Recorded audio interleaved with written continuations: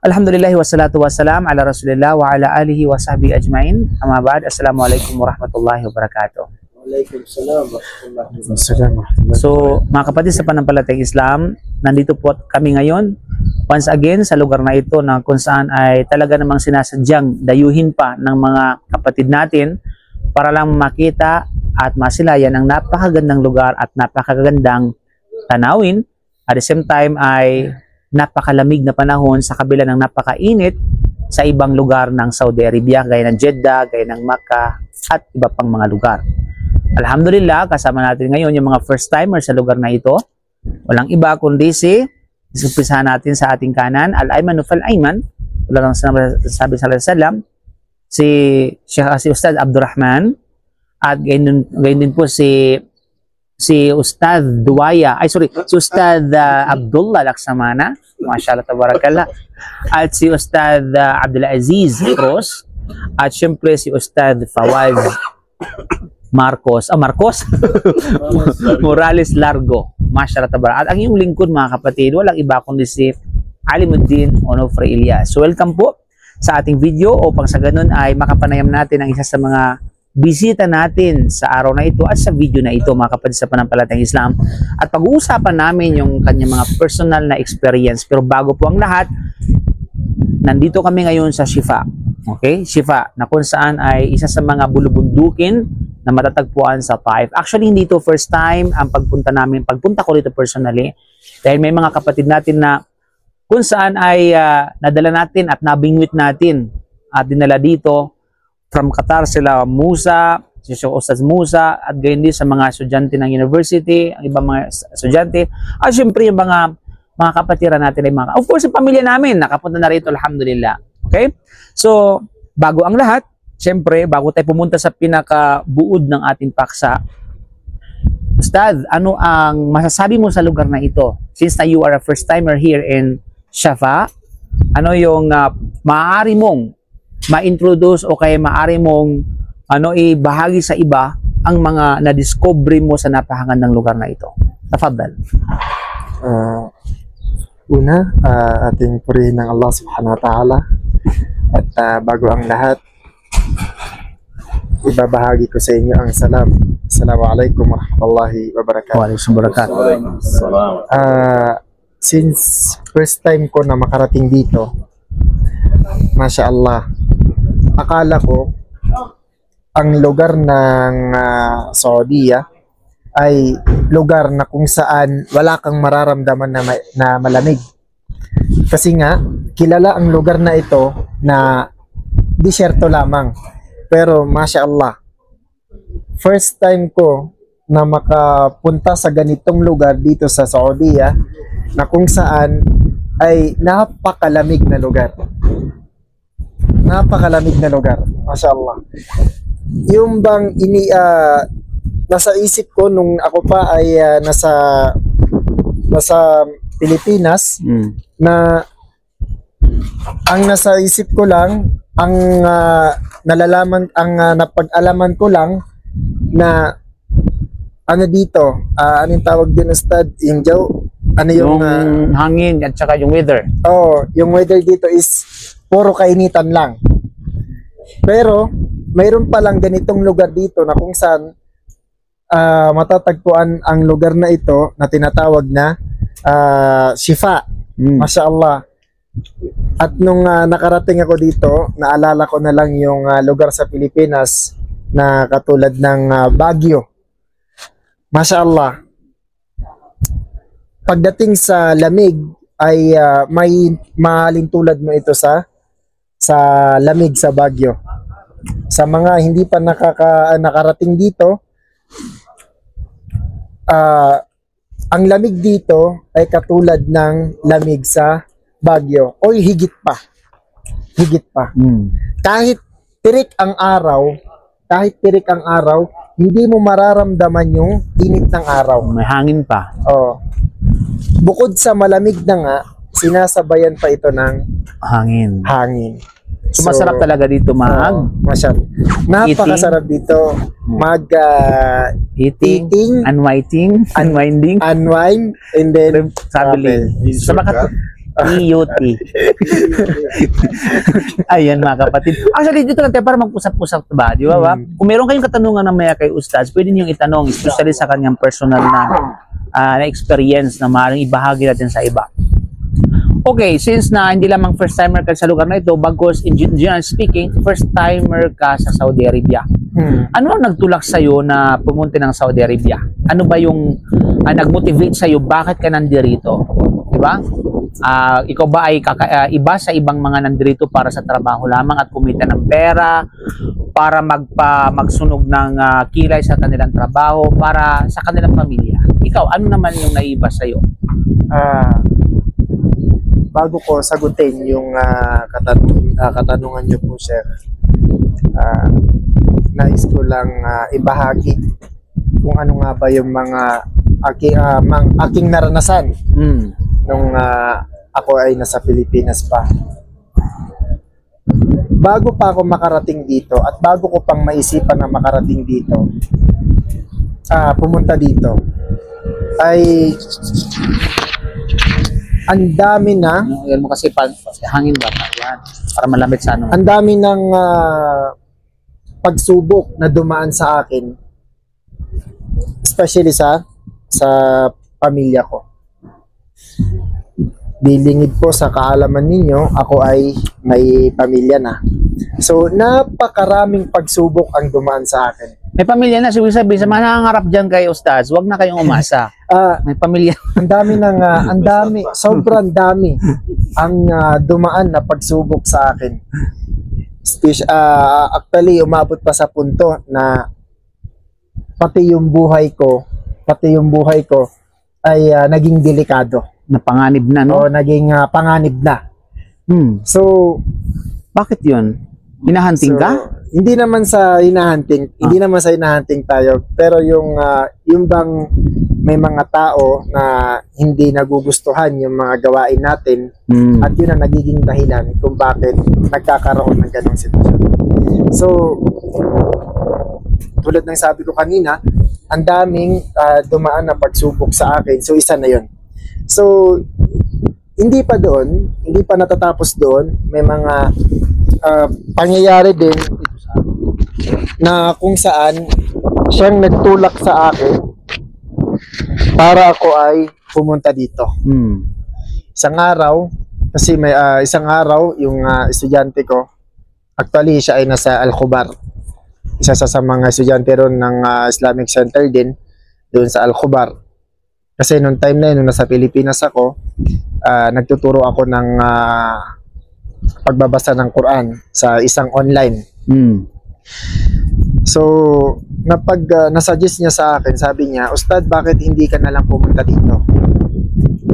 Kung gusto mong magpatuloy ng pag-aaral, o di kaya ay makapasok sa mga university, malaki yung chance na makapag-aral ka dito.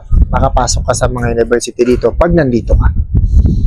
So, nag-isip ako at napagtanto ko rin sa sarili ko na sabi ko, kailangan ko na ngang pumunta ng Saudiya.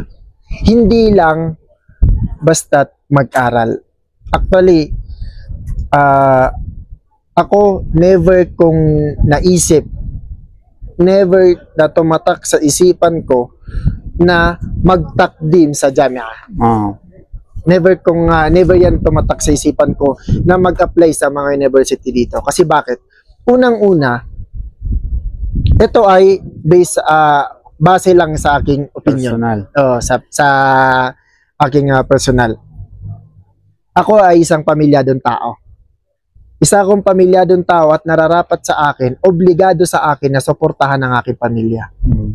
So, alam naman nating lalong-lalo na doon sa mga nag-aaral sa universidad, dito sa bansa na ito, mayroon silang nakukuhang allowance pero hindi yun sapat para ipadala sa kanyang pamilya. Actually, alam mo na yun, Chef. Yung ganong I've been there. Allowance. At yun yung isang rason kung bakit hindi ako nagtakdim o hindi ako nag-apply ng pag-aaral dito sa Saudiya. Dito sa mga universidad na ito. So, ang nasa isip ko talaga, sabi ko, pwede naman ako magtrabaho habang nag-aaral ako. So, sa madaling salita, working student. So, kaya yun ang naisip ko, nasusuportahan ko ang aking pamilya nang sa ganun, nadadagdagan pa ang aking kaalaman sa Islam. So, alhamdulillah, before pa ako makarating dito, isa pa sa mga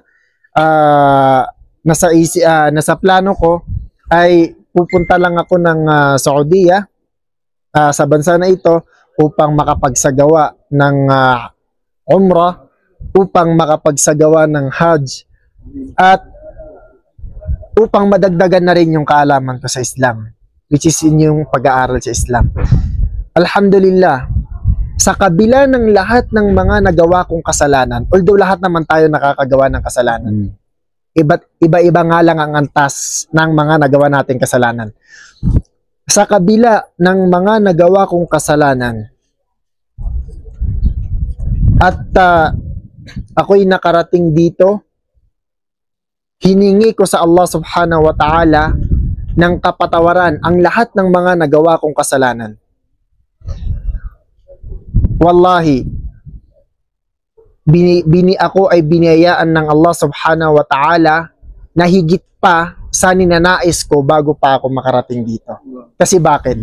Unang-una, tulad ng sinabi ko, isa lang sa mga intention ko sa pagpunta ko dito, makapagsagawa ng umrah, makapagsagawa ng hajj, makapag-aral dito. Yun lang yung nasa intention ko.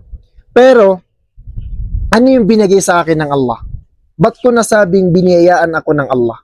Although lahat naman tayo binibiyayaan ng Allah subhanahu wa ta'ala. Ako ay inassign sa Masjidil Haram, na kung saan yun yung pinakabanal na lugar. Doon ako inassign, doon ako nagtatrabaho, at hindi lang basta nagtatrabaho doon, kundi yung mga pinapangarap ng iba, yung mga magagaling mag-picture, magagaling ito tulad ng ganito, nagiging view ko siya. Tuwing sala ko, nakakapagsala ko sa Masjidil Haram mismo. Tuwing oras ng pagkain ko, ang view ko Masjidil Haram. Yun ang advantage mo, no? Oo. Alam natin ang gantimpala ng pagsasala sa Masjidil Haram. Kung hindi ako nagkakamali, Sheikh, 500 sa 100,000. 100,000. Every salam. 100,000. Masya Allah. 2 raka'a, ang equivalent niya ay 100,000. So, isa yun sa dahilan kung bakit ko nasabing higit pa ang ibinigay sa akin ng Allah subhanahu wa ta'ala kaysa sa aking ninanais bago pa ako makarating dito. Alhamdulillah, at hindi pa nagtatapos doon, although nasusuportahan ko na nga ang aking pamilya, at nadadagdagan na rin ang aking kaalaman sa Islam, alhamdulillah, ay nakakarating pa ako sa lugar na kung saan Pinapangarap ng Muslim. Pinapangarap ng kamusliman sa buong mundo. Buong kamusliman sa mundong ito. Masyaallah. Alhamdulillah. Yun yung isa sa pinakamalaking pasasalamat ko sa Allah subhanahu wa ta'ala. At bilang panghuli, aking hinihiling sa Allah subhanahu wa ta'ala na maidala ko rin dito ang aking pamilya, especially ang aking mga magulang. Sa Allah, nawa ay tanggapin ng Allah subhanahu wa ta'ala na lahat kami sa darating na buwan ng Ramadan, insyaAllah ta'ala, ay makarating sila dito at sabay-sabay naming isagawa ang mga gawain sa buwan ng Ramadan at ganun din kayo inshallah Amen. ta'ala. Amin. Amin ka. Amin.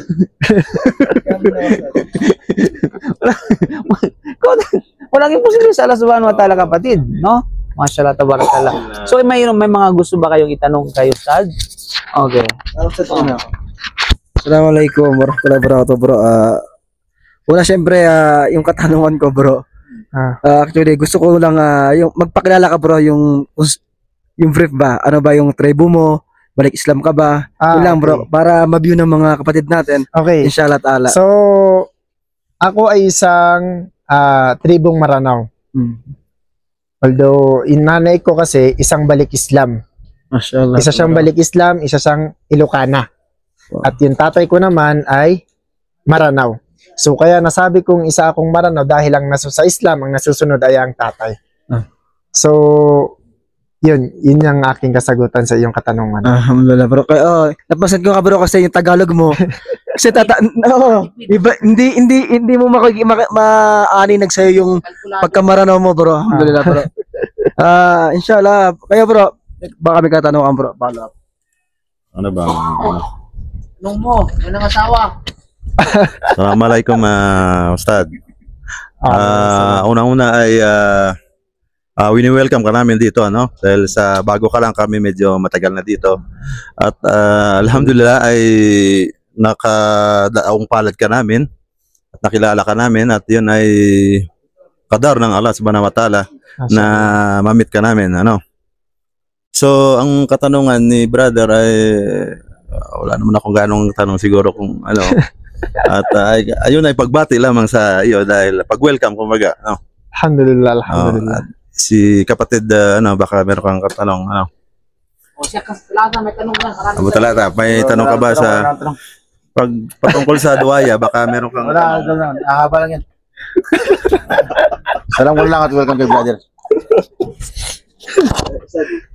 Di magtanong kayo. Tanong kayo, bro. Nahiya magtanong. Okay. Pag-usapan natin yung ano.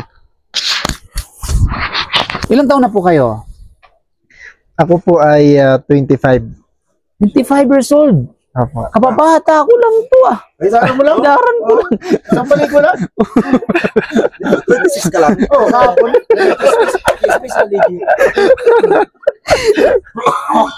Halos magkasabay pala tayo. Biro mo yun. 25 ka lang, ako 24. Okay, mashallah, tabarakallah. So sa buong pamilya mo, ikaw lang nandirito sa sa lahat ng pamilya mo, no? Opo, ako lang. Okay, mashallah. Ilang kayo magkakapatid sa sa Apat kami magkakapatid, 3 lalaki, isang babae, bunso ang babae. mashallah. Pag ilang ka pang panganay ka? Panganay. Mashallah. So parang ikaw yung hindi ka naman sinasabi nilang breadwinner. Ako. Ikaw yung breadwinner. ikaw talagang breadwinner, no? Subhanallah. So, of course, you've been anong mga na-experience mo in terms of knowledge pagdating sa tinatanarangan ng kaalaman na maaari mong ibahagi sa amin at maaari naming kapupulutan ng aral inshallah subhanahu wa ta'ala. Ano yung mga experience mo pagdating sa kaalaman? Pagdating sa kaalaman, Sheikh, alam naman natin unang-una, ang kaalaman ay obligado sa bawat nananampalataya sa Allah subhanahu wa ta'ala. Tulad na lamang ng nabanggit ng sallallahu alaihi wasallam, talabul ilmi fariidatun ala kulli muslim fi riwayatin ukhra o muslimat. At sa kaalaman, pinakamainam sa atin ay hindi lang basta inaaral natin, bagkus ini-implement natin ito, sinasabuhay natin. Kasi bakit? Wala ring silbi na ikaw ay nagsasaliksik ng kaalaman sa Islam at pagkaraan nito ay kinakalimutan mo din o di kaya ay hindi mo rin isinasagawa. Para kang bumili ng pagkain o di kaya ay nagluto ng pagkain at pagkaraan nito itinapon mo na lang. So hindi gumawa ka nga ng isang bagay na kung saan magkakaroon ng pakinabang sa iyo pero hindi mo naman siya pinakinabangan. So ganun ang pagsasaliksik ng kaalaman sa Islam. Ang pinakamainam sa atin ay yung bang pagkaraan natin itong pag-aralan, pakinabangan natin ito. At alam natin mismo ang Rasulullah sallallahu alaihi wasallam ang nagsabi dito.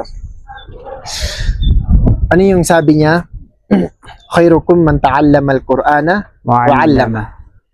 Pinakamainam sa inyo ay yung pinag-aralan niya ang Quran at pagkaraan nito ay kanyang Sinasambuhan. itinuro. Totoo.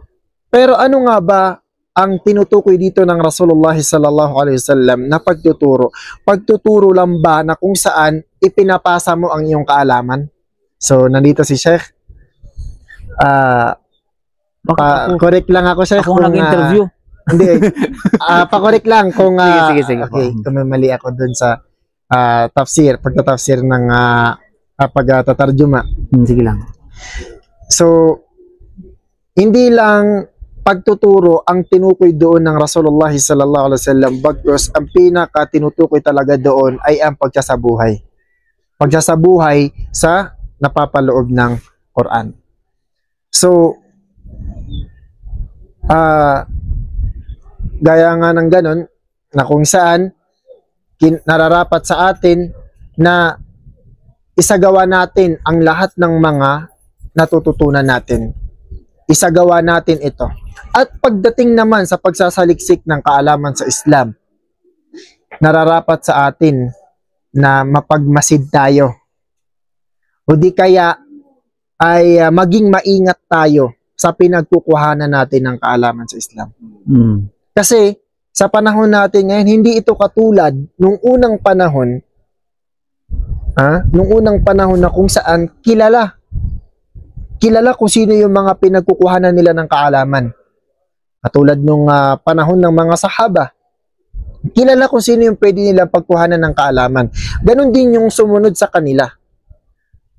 Ang mga tabi'in, kilala nila kung sino yung pwede nilang pagkuhanan ng kaalaman sa Islam. Ganon din yung mga tabi'ut tabi'in. Kaya nga nasabi ng Rasulullah sallallahu alaihi wasallam, sila ang pinakamainam na qarn. Tama ba, Sheikh? Sabi ng Rasulullah sallallahu alaihi wasallam, khairul quruni qarni, thumma alladhina yalunahum, thumma alladhina yalunahum. Pero sa panahon kasi natin ngayon,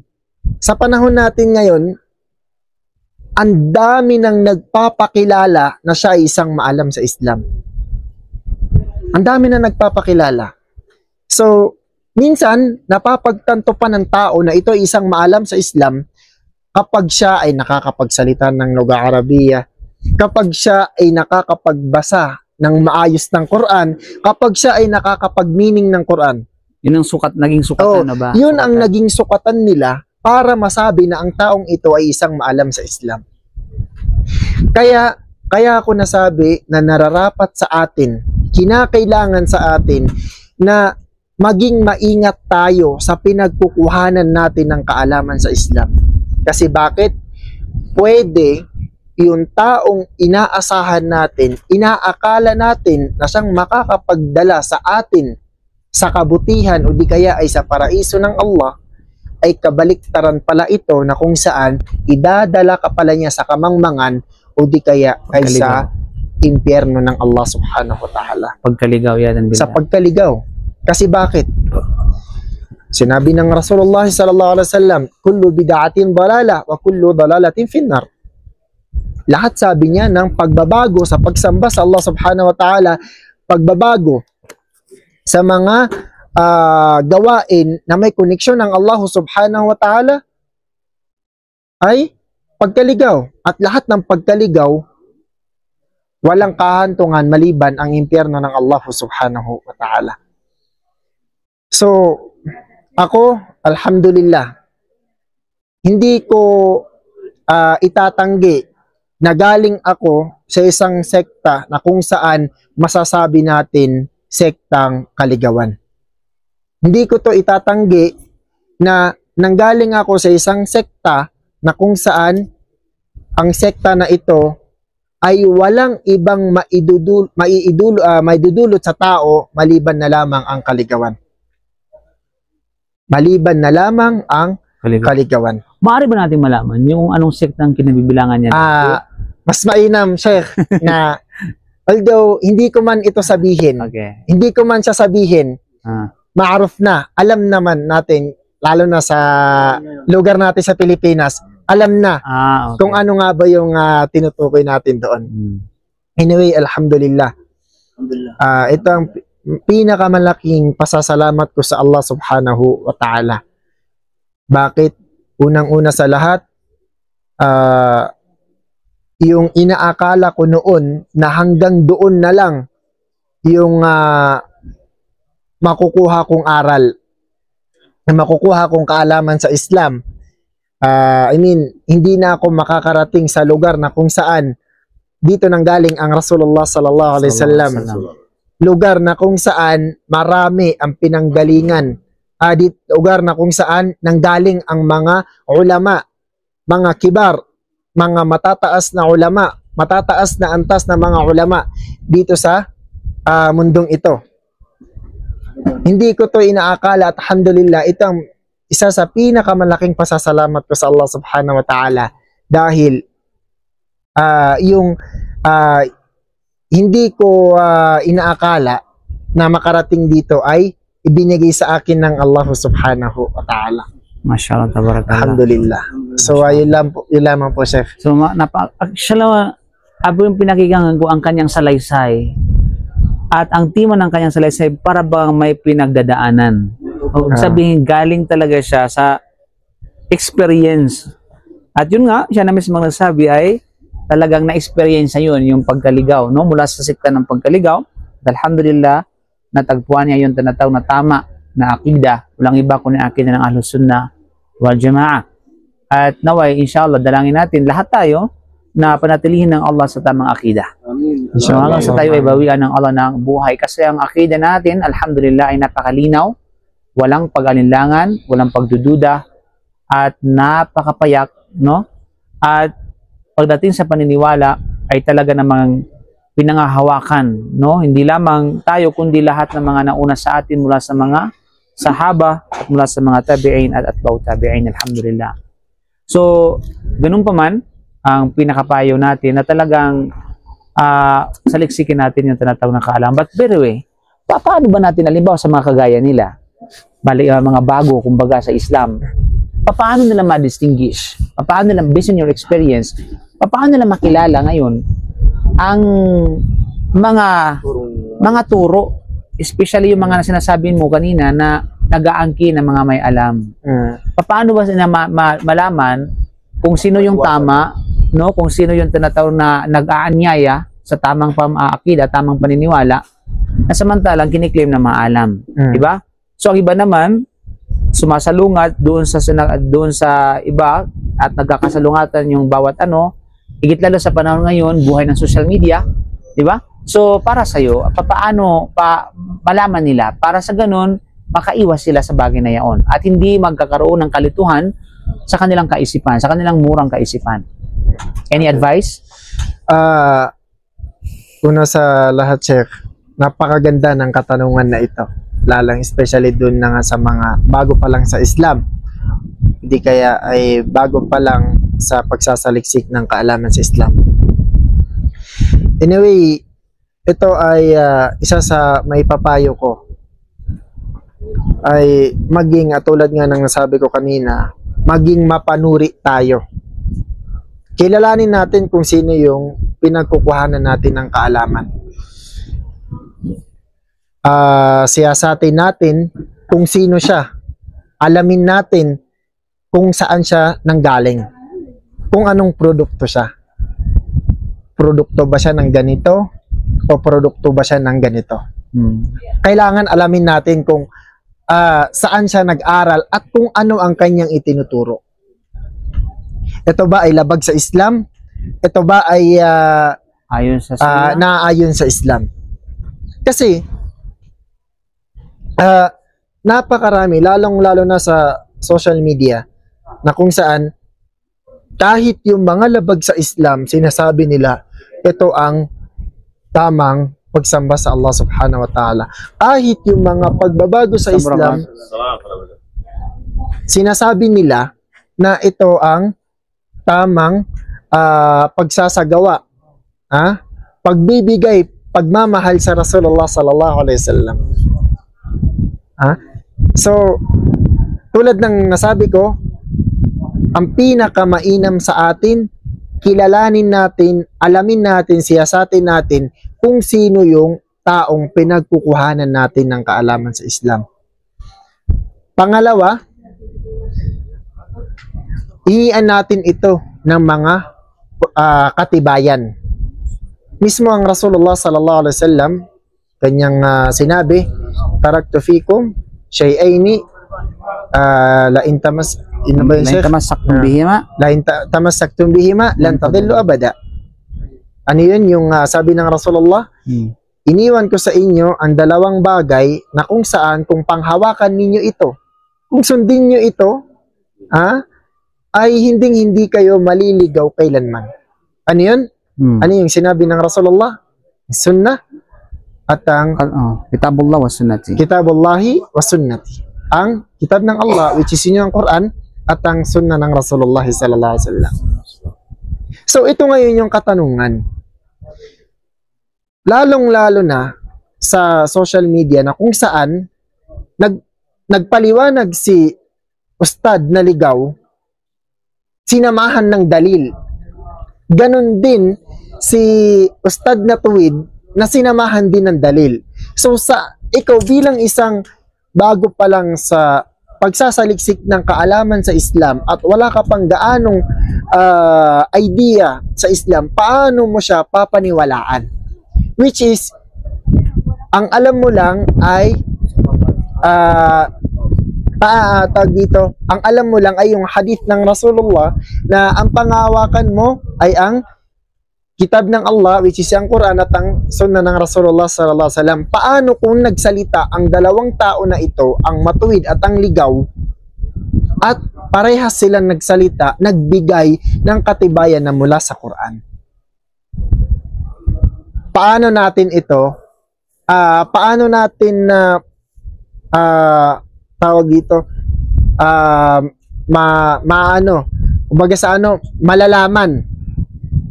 Paano mo masisiparate yung taong ligaw, yung ustad na ligaw, at yung ustad na tuwid?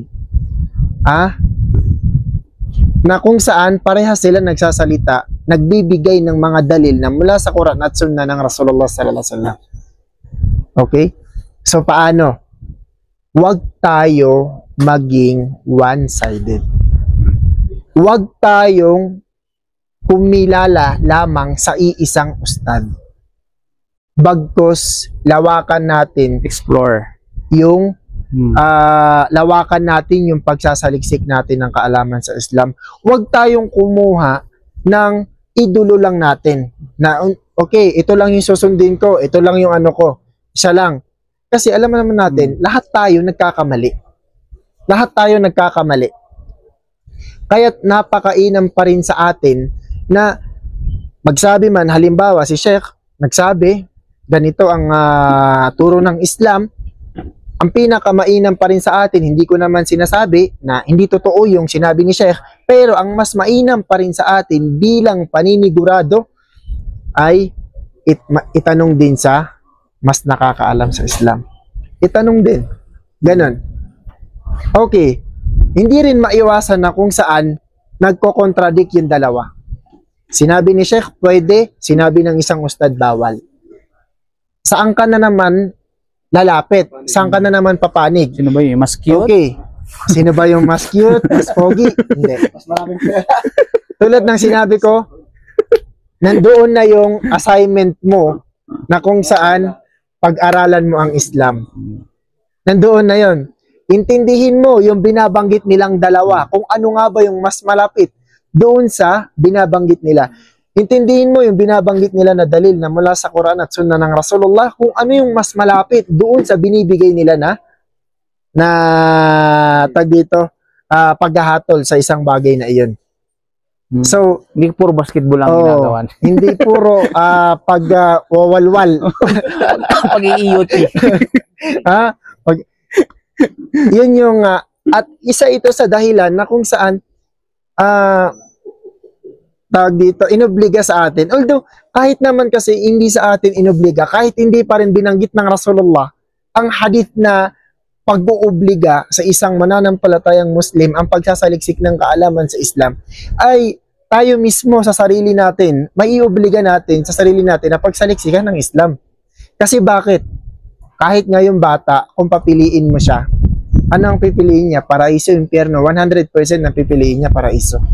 Ganon ka din. 100% ang pipiliin mo, paraiso. So, kung mayroon bang pumili ng impyerno, di ko na alam kung Na sila eh. Honghang yun. di ba? honghang. di ba? So, kung gusto mong makapasok sa paraiso ng Allah, gawin mo kung ano ang mga ibinaba na mga pamamaraan ng pagpasok sa paraiso ng Allah Tahakin subhanahu mo wa yung ta'ala. daan. Tahakin mo yung daan ng pagpasok sa paraiso ng Allah. So, paano mo ito matatahak? Paano mo malalaman? Wala ka namang GPS. Sa madaling salita, pag-aaralan mo ito. Okay? Sa madaling salita, pag-aaralan mo Hindi ito. naman kasi So, hindi naman kasi ang way pagpasa ng paraiso yung GPS. Oo. Hindi puro kayo GPS. So, ito yung tulad ng sabi ko kanina, na kahit hindi man natin iobliga sa ating sarili, kahit hindi man binanggit ng Rasulullah na obligado ang pagsasaliksik ng kaalaman, ay maiubliga pa rin natin ito Kumbaga, sa ating sarili By dahil logic. gusto natin makapasok Kumbaga, sa paraiso ng Allah. sentido común. Sentido Oo. común. Gusto nating makapasok sa paraiso ng Allah subhanahu wa ta'ala. At nawa ay may napulot po tayong aral. Inshallah, Actually, sa madagdag ko natin. lamang, no, speaking sa pagpasok ng kaalaman, pagpasok sa paraiso, kung gusto natin mapadali ang pagpasok sa paraiso, there is only one hadith na tumutukoy rito at walang ibang paraan, no, walang ibang dalil na kapag ginawa mo ito, no, ay madali ang pagpasok sa paraiso. Maliban lamang sa gawain na ito. Kung gusto natin na madali ang pagpasok natin sa paraiso, ano sabi ng Sallam? Man salaka tarikan yaltamisu fihi ilman sahhalallahu lahu bihi tarikan ilal jannah. Di ba? Sino man ang tumak sa landas ng kaalaman, which is kaalaman sa din, kaalaman sa Sharia, Quran, Sunnah, ay padadaliin ng Allah subhanahu wa ta'ala para sa kanya sa pamamagitan nito ang daan sa paraiso. Na kung gusto mong mapadali ang daan sa paraiso, simple lang, tahakin mo ang landas ng kaalaman. Okay? Dahil walang GPS doon, papunta doon. No? So, yun, saliksik. Yung maliban lang Maliban lang. Maliban lang.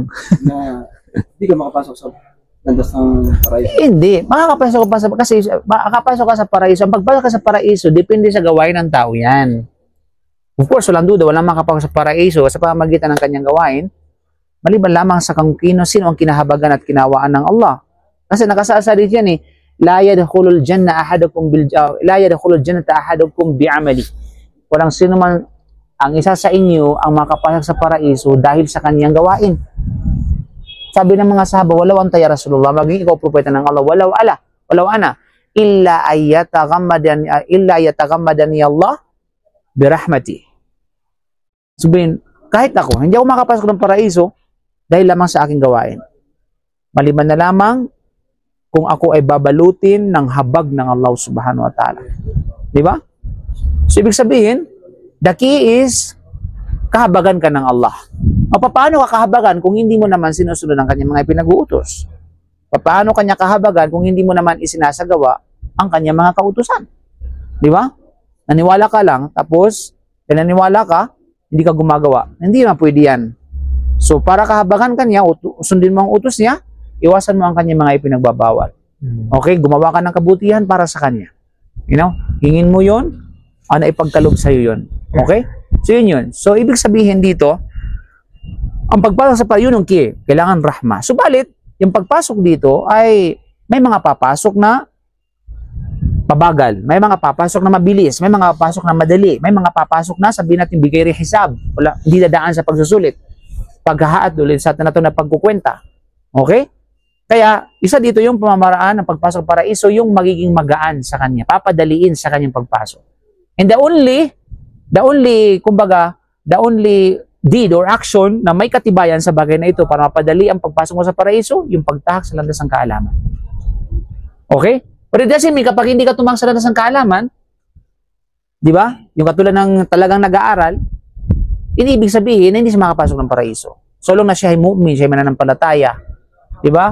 At kahit paano na-establish niya yung kanyang mga gawain na mga basic na mga, kumbaga, obligasyon. Kahit malimbawa, kasasahada lang, tapos wala siyang ginawang tinatawag na action. Di ba yung hadith na, paano mo yung hadith na 99 yung pinatay niya? O, 99 yung pinatay niya. Wala pang ginawang kabutihan yun. Pero bakit siya sa bandang huli, sa hadith sa salam, nakapasok sa paraiso? Right? Pero wala pa siyang ginawang ni isang tinatawag na. Kaya nga nung siya ay binawian ng buhay, nagtatalo yung anghel ng rahma at saka anghel ng parusa, adab. Sabi ng anghel ng adab, akin to kasi wala siyang ginawang kabutihan. Sabi ng anghel ng rahma, akin to. Kasi papunta siya doon sa patutunguhan ng tinatawag na pag-reform ng kanyang sarili, pagiging straightforward, pagiging tinatawag na pag-ano ng action. O doon na sa kanya yung puso na siya willing na humingi ng kapatawaran sa Allah. Di ba? Dahil dito, pinadala ng Allah subhanahu wa ta'ala na saan yung tao ang isang anghel. Ang isang anghel sa yung tao para mag-judge sa kanya. Sukatin kung saan yung mas malapit. O mas malapit siya doon sa patutunguhan niya para mag-reform. Kaya siya ay kabilang sa mga ahlul jannah. Sumantakin mo. Okay, nandyan yung determination ng paniniwala, nandyan yung tinatawag na azima, kumbaga. Subalit, ever in his life gumawa siya ng kabutihan. Pero bakit siya nakapasok ng paraiso? So, ibig sabihin, ang punto dito, hindi ibig sabihin na hindi ka kakabilang sa pagtak sa landas ng kaalaman, ay hindi ka na makapasok ng paraiso. So long na you are mu'min ka, mananampalataya ka, hindi ka gumawa ng shirk. Diba? Pero yung disadvantage lamang sa isang tao, kapag hindi siya tumakit ng landas ng kaalaman, maaari siyang mahulog doon sa kufur, doon sa gawain ng shirk, hindi na mamalayan. Yun ang disadvantage. Kasi lahat ng bagay para maging matuwid ka, kailangan ng support. At ang support system na yun ay walang iba kundi yung kaalaman. Para sambahin mo ang Allah ng tamang pagsamba, para masunod mo ang kanyang uturo ayon sa kanyang tinatawag na naasahan sa pamamagitan ng kaalaman. So ang punto dito, yung madaling pagpasok sa paraiso. Na kung gusto mo ngayon nung hindi madali yan sa pagpasok sa paraiso, bahala ka sa buhay mo. Huwag kang tumahak sa landas ng kaalaman. Mag-basketball ka na lang. Singit ko lang magtrabaho ka na lang. Singit ko lang, Sheikh, yung yung hadith ng Rasulullah. Na sabi ng Rasulullah, kullu ummati yadkhuluna al-jannata illa man aba. Illa man aba. Sabi ng Rasulullah, lahat ng aking umma ay makakapasok sa paraiso. Masya Allah. Illa man aba. Maliban na lamang doon sa mga tumanggi ng pagpasok sa paraiso. Mga taong tinanggihan nila ang paraiso ng Allah. So dito, nabigla yung mga sahaba ng Rasulullah. Sabi ng isa sa mga sahaba, "Pila, maya ba ya Rasulullah?" Usugo ng Allah. Sino yaong tao o sino yaong tinanggihan nila ang paraiso ng Allah? Ano yung sinabi ng Rasulullah? Man ata'ani dakhala al-jannah wa man 'asani faqad aba. Ano yung sabi ng Rasulullah? Kung sino man ang sundin niya ako, isagawa niya kung ano yung pamamaraan ko, ay siya ay makakapasok sa paraiso. Katotohanan na siya ay makakapasok sa paraiso. Wa man 'asani faqad aba, at kung sino man ang suwayin niya ako. At napapaloob na dito ang pagsagawa ng mga bagay na hindi naman ginawa ni Propeta Muhammad sallallahu alaihi wasallam, para mo na ding sinabi na ayaw mo o di kaya ay tinatanggihan mo ang paraiso ng Allah subhanahu wa ta'ala. So, kahit hindi man lumabas sa ating bibig na lumibig ang pagtanggi sa paraiso ng Allah, ay sa pamamagitan ng gawa, ay para mo na ding sinabi na ayaw mo sa paraiso ng Allah subhanahu wa ta'ala. Gusto mo hindi? No. Paraiso. Oo. So, kaya isagawa natin ang iniwan Kala sa ko atin ni asawa ko Propeta Muhammad sallallahu alaihi wasallam. Okay, maraming salamat. Hopefully ay nagkaroon tayo ng healthy conversation. Huh? Pagamat Alhamdulillah. gutom tayo ng kaunti. Wala kasing restaurant dito sa kinabibilangan namin. But inshallah, hopefully ay ito ay nagdulot sa atin no ng kapakinabangan. At the same time ay nagkaroon tayo ng oras upang magkaroon ng segment na sa pamamagitan nito ay maibahagi ang ilan sa mga kaalaman na meron tayo na maaaring kapupulutan ng iba. Okay, kaya naman sa mga hindi pa nakapag-subscribe dyan, subscribe na to my YouTube channel. Follow my Facebook page for more. Okay? So, Sheikh Ustaz, maraming salamat sa iyo. Maraming Alhamdulillah, pinagbigyan mo kami. Actually, ay talaga namang ay no? Ay follow up ka pa ba? Parto lang yan. O, ibang ano yun, ibang senaryo naman yun. At sa totoo lang, kasi alam ko na no, talagang hindi mo sinuko ang pagsama sa amin sa kabila ng iyong trabaho, and hopefully ay you're okay. Alhamdulillah, Hindi alhamdulillah. naman absent ngayon. Ustad. Hindi naman. Hindi.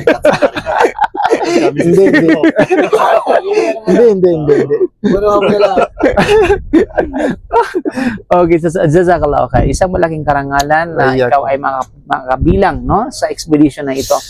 And hopefully ay sabi nga ng ilan sa mga salafus saleh, kung gusto mong malaman ng isang tao sa pamamagitan, alamin mo siya sa pamamagitan ng dapat makasama mo siya sa pamamagitan ng paglalakbay. Di ba? Kasi sa paglalakbay sa travel, makikilala mo yung tao. Makikilala mo yung tao kung sino yung walang pera. Sino yung may pera. Kilala mo sino yung walang sabar, may sabar. Makilala mo kung sino yung mahilig humilik. Okay, oy, wala tayong minimension ha. Okay. Yung mga ayun ang hilik, di ba? Sino ay hindi makatulog dahil sa hilik, di ba? Mga ganung bagay. Yeah, at the same time, nagkakaroon ng official bonding. Mashallah. No, lalong nagkakaroon ng kumbaga yung samahan, no? Pag-ukhuwa, pagmamahalan for the sake of Allah subhanahu wa ta'ala na pagtibay. So, alhamdulillah. Sa kasama ba yun sa paghahanap ng kaibigan mo sa panampalataya, yung pagsasama sa travel na para makilala mo yung kapatid mo? Unang bilang duda, bilang pangkalahatan, sabi nga ni Propeta Muhammad sallam, almaru ala dini khalili, falyanzur ahadukum may yukhalilhu. Diba? Tell me who you are, tell me who is your friend, then I will tell you who you are. Diba sabihin mo sa akin kung sino yung mga kaibigan mo dahil para sabihin ko kung sino ka. Anong ibig sabihin nito? Dahil kung sino ka, yun ang kaibigan, yun mga kinakasama mo lagi-lagi. Diba kung kasama mo, ang mga gwapo, magwapo ka na rin. Ganon din yun. Pag kasama mo ay sabihin natin, pag kasama mo ay puro mga duwaya, magduwaya ka na rin. Daway na. Sa mga wali pa po. Pag kasama mo mga mahilig sa adventure, mahilig ka na rin sa adventure. Ganon yun. On the contrary, kapag ang kasama mo ay mga magnanakaw, kahit hindi ka magnanakaw ka na rin. Kapag kasama mo ang mga mangmang, kahit hindi ka magiging mangmang ka na rin. Diba? Pag kasama mo ay mga knowledgeable, kahit konti lang yung kaalaman mo, you will be branded as a knowledgeable ones. Diba? So, kasi yun yung definition ng tinatawag na, kumbaga, kasamahan. Diba? Kaya, ang advice sa salam ay tingnan ninyo ang sinuman ang inyong kasasamahan. You know? Okay? So, maraming salamat po. Hopefully, you're enjoy. Kasi lalo pa sa mga katulad natin, OFW, yung trabaho natin ay toxic, no? Minsan di maiwasan talaga yung pressure ng tinatawag na trabaho na talagang kumbaga sagad sa buto yung ating trabaho. So we need some time to relax, no? Some time to contemplate, no? We need of course karapatan ng sarili natin 'yan. 'Di ba? Para sa ganun ay maging flat naman minsan yung mga tiyan natin. But I don't think so. Parang hindi ata nangyari yan sa video ito. Nag-blow. So, abangan ninyo sa susunod na video baka mangyari yan. So, maraming salamat po, no? Maraming salamat, inshallah. Okay, memorable talaga kasi kawan naman kasama mo sa gabi, surot. Sinong hindi makakalimutan yan, no? But alhamdulillah, mga kapatid, so inshallah, at yun, and hindi itong una't huling pagsama natin, no? Inshallah ay ito ay masundan pa at madagdagan pa ng mga kapatiran natin na pumunta rito. At shout out dyan, no? Sa mga